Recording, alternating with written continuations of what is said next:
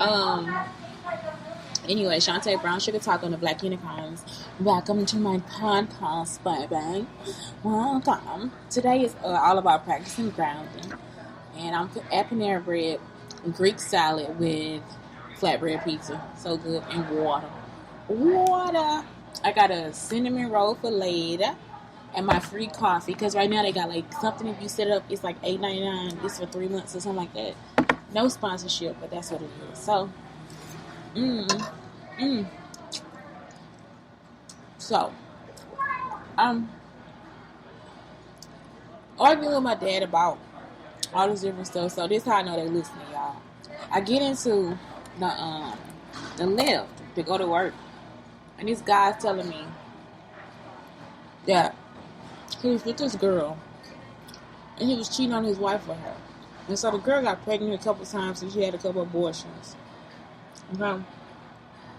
So she had a couple abortions, and now she like 32, and he like, now she like in her 40s, and he like in his 50s or something like that. I guess she's still in her 30s, I don't know. So they've been cheating together for 6 years. So he get divorced from his wife only to say that he wants to marry her. So listen, now that she has lupus, she probably already had lupus. She has lupus, and I mean, he's telling me all this stuff. Look, this is all details from my life, y'all. I cannot make this shit up. But y'all just put this shit in a list or something so they can just come up with a funky ass story. So look, because they tried to test me and say I had lupus because Lisa had lupus, which was my teacher at SIUE. You see what I'm saying? Okay, could y'all just stop? I'm for real. Stop sending people to me. So he say, this girl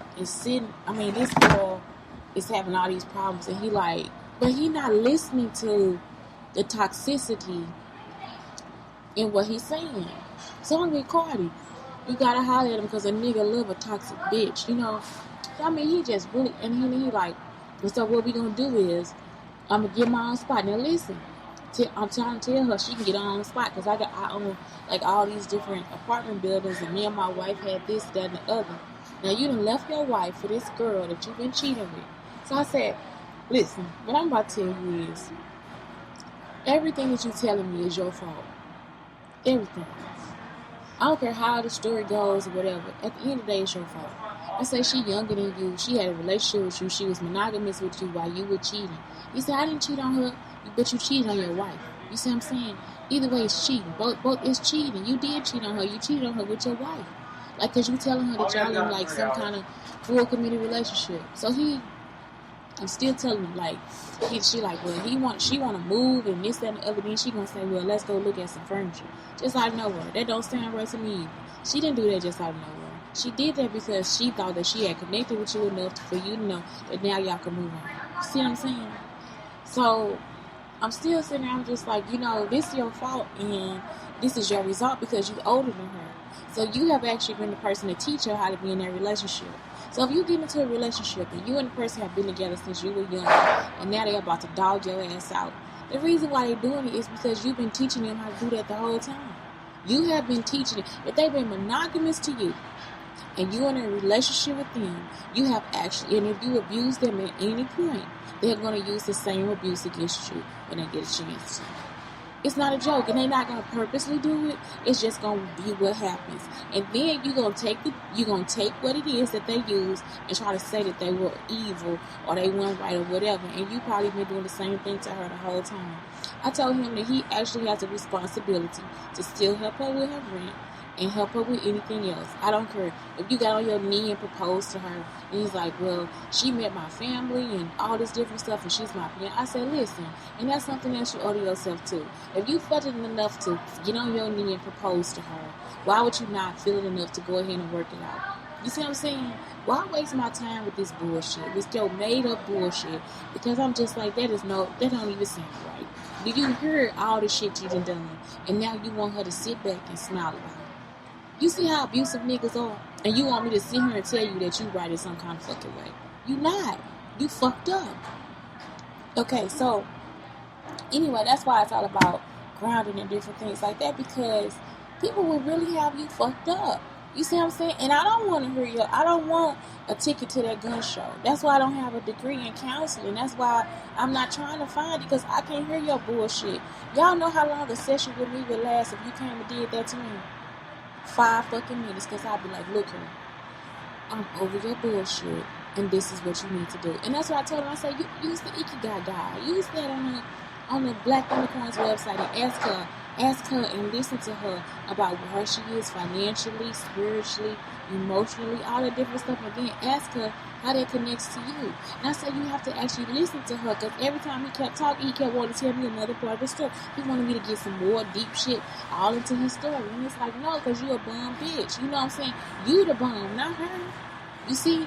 Because that's what you're trying to make her seem like she is, because you want to do all your bullshit. You see what I'm talking about? 5 minutes. Because I'll be like, now get the fuck out of my office. Y'all, I never make no fucking money. Never. Don't come to me for no fucking counseling on no badass relationship that you know you fucked up. You know you fucked her over. And now you still trying to fuck her over. That's why you trying to tell her to go move somewhere else, so you can't see her. Now you done asked her to marry you. Suck it up, buttercup. Go ahead and get that fucking counseling and go ahead and take her down that fucking aisle. You understand? Girl, 5 fucking minutes, nigga. So that's why you have to practice grounded, because people will come in and fill your life with a bunch of bullshit that you don't want to hear in the first fucking place. Oh my God, why is my YouTube always going live? Okay, so my YouTube just started, so I didn't get a chance to tell the story on YouTube. YouTube people, this story is actually on Facebook somewhere. So anyway, yeah, so don't let people fill your life with bullshit. And then I want to go over extramarital affairs too. So it's like, I don't think that it has anything to do with love. Extramarital affairs doesn't have anything to do with love. It has nothing to do with love. It's all about self-care. And I'm sorry to put it that way. So, look, even if you can't read your bum story, the reason why he cheated on his wife is because of self-care. And I'm sorry to say, it really is self-care. Because if the person isn't giving you everything you want, everything you need, and everything you think you should have, you're going to go out and seek it somewhere the fuck else. If you've been pled and pleaded with him and all this different stuff, you're going to seek it from somewhere else. Especially if, why would you even feel attracted to somebody if you were in a good relationship? If your relationship was in a good space, you really don't feel attraction towards other people. You see what I'm saying? It's like nobody else can see you. For me, I can't see nobody else but my crush's face. And I'm not even with him. I never even slept with him, but I just can't see nobody else's face but his. So it's not something that where I'm just like, okay, I flirt and stuff, but I don't even want nobody with me, for real. I just like it like that. But it's not love. It's actually self-care. It's just like a mental self-care. It's like, okay, how am I taking care of myself? And that's what people fail to realize. So if you had somebody cheat on you and all this different stuff, think about how you take care of yourself. Think about if you didn't get your toes done, if you didn't do all this stuff for your face, if you didn't, you know what I'm saying? If you didn't do your hair, all this stuff, how would you be? You'll be a dirty bitch. So what happens is, it's like, that's what happens.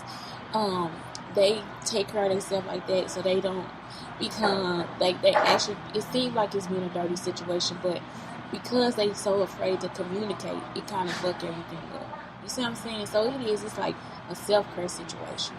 Don't take it as being mean or something like that. It don't really have nothing to do with you. And once you sit back and listen, if the person is willing to talk, if you're not really like, because it's hurtful, so you upset when it happens, when cheating happens. But if you really sit down and think about it, that's all it really is. Some people say it's selfishness, because I was looking at this thing and this lady was like, it's just selfishness. It is. It's a selfish act, but it's all about stretching your boundaries too. So it's like also experimentation. They trying to see how far their boundaries can be stretched, you see, in order for them to get to where they want to go. So that's why I talk about the cheating part, because I know sometimes it's hard for some people to get over, especially men. It's not really hard for women to get over. It's hard for men to get over. So, that's a definite way to end a relationship. Then I was going to look up, like, what love is and all that different stuff. But it's not. It's just, like, if it's an extramarital or something, just be sure that you connect and try to get back with that person. I'm serious. The Ikigai guy will actually help you. And it's like, how do you get paid? How do we get paid? How do we get paid in our relationship? You see? And you can get paid emotionally. You can get paid by spending more time together. You can get paid by spending more time apart. It's just so many different ways that you can do that. You see? And so it's like you could just take that and for all parts of life. the other thing is like you make sure you have to take responsibility, because if you don't take responsibility for the cheating, I talk about cheating a lot for real, because I really want y'all to really get over it. Take responsibility for cheating. You see, you got to be patient and understanding. You know, I really thought this was like an abusive situation too, because just because a person cheats does not now mean that they owe you something. Like it's like credit for something else. Like some people take it as like, okay, now you owe me. Like this is credit for, you know, all the shit you've done. It's like they don't ever think about why I cheated. You see what I'm saying? So it's almost like y'all always want to be, he's a cheater, she's a cheater, and it's like, bitch, no, they did it for a fucking reason. So wake the fuck up. You know what I'm saying? They don't owe you shit. And that's, I'm going over this, but it's like, this was what the cheater is supposedly having to do. So has to take responsibility. Yes, you do. I say do that. And let them know why it was you did what you did. Be patient and understanding. You can until they push you too far. Because that's the thing when they say that, you know, you got to get them credit or whatever. No, it's time for me to fucking go. That's why people will leave. Because you're not really opening up and listening to what's really going on. You got to be honest. And usually, if you've been doing it, you can be honest. Take initiative to be more forward. And that's true, because that's what happens. If you're not communicating, then you go out and cheating. It's like you never said anything about it in the first place. But if you actually said something about it, then it's better for you to be like, okay, but I needed this at this time. I wanted somebody to be there at this time, and I needed, you see? So if we open ourselves up to more of that, it creates a better relationship. Have to have humility. That's why I was like, no, that's abuse. I don't care if you cheated or not, it's abusive. You want me to humble myself for what? For what? You see, because depending on the situation and why you cheated, it may not be a reason for you to do that. It's not. I hate that. I wouldn't do that to somebody. And it's sometimes people just like hold it over their head. Well, you cheated in 1996, bitch, but I didn't cheat in 2012. Get the fuck over yourself, you know? So it's like, okay. Being an open book, I thought that was wrong too, because then people would think, well, I can go through your phone, I can go through this, I can go through that. Even though you could be hiding some stuff, it's not for you to go through my shit. It's not. It's not for you to go through my shit. Get out of my shit. It's not yours.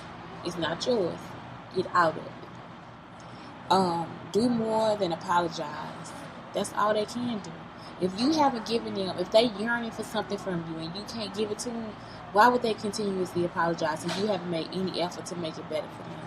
You see what I'm saying? So I'm not on the side of the cheater, but I'm looking at this stuff and I'm thinking, sometimes it's just too far. You see, because it's a mistake. If you're not married and they saying you cheated, fuck them. I'm serious. If you're married, that's a different situation. And usually married people make it through better than people that are just couples on the street. You see, form of recompense, like where they feel like you owe them something again, and it's like, no, don't do that. So that's why I say practice grounding.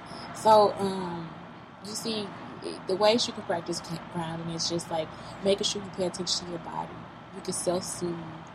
You have like 5 senses that you can think about. That's why they take you through the anxiety, like look at this, see this, touch these different things, observe what's going on, breathe, and then also follow the distraction. And that's how you practice grounding.